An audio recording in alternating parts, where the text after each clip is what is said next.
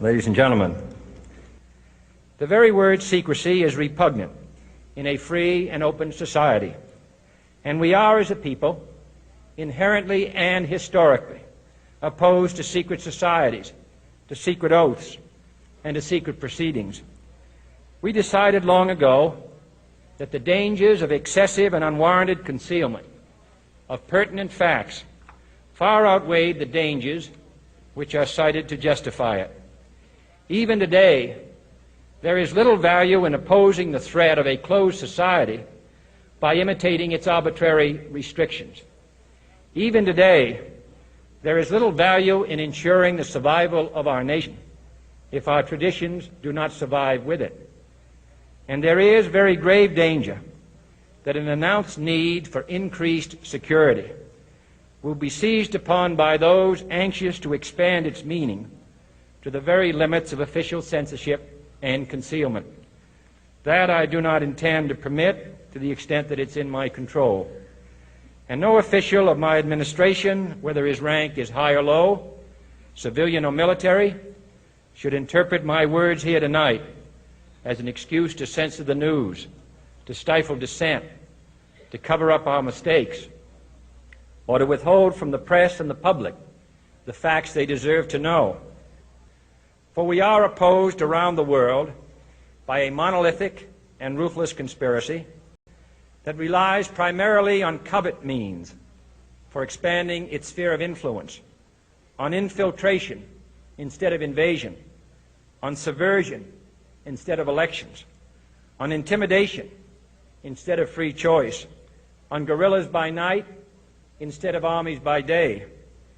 It is a system which has conscripted vast human and material resources into the building of a tightly knit, highly efficient machine that combines military, diplomatic, intelligence, economic, scientific, and political operations.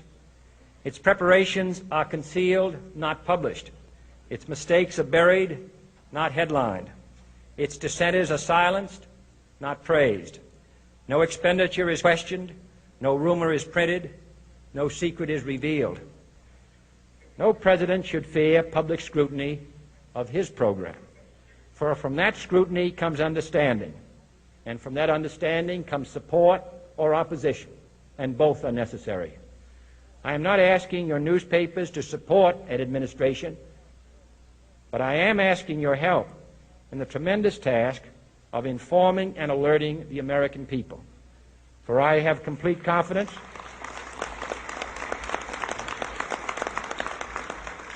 in the response and dedication of our citizens whenever they are fully informed. I not only could not stifle controversy among your readers, I welcome it. This administration intends to be candid about its errors.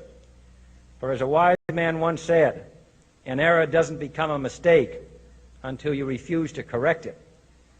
We intend to accept full responsibility for our errors, and we expect you to point them out when we miss them. Without debate, without criticism, no administration and no country can succeed, and no republic can survive.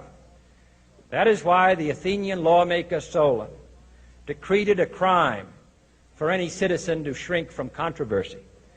And that is why our press was protected by the First Amendment, the only business in America specifically protected by the Constitution, not primarily to amuse and entertain, not to emphasize the trivial and the sentimental, not to simply give the public what it wants, but to inform, to arouse, to reflect, to state our dangers and our opportunities, to indicate our crises and our choices, to lead, mold, educate, and sometimes even anger public opinion.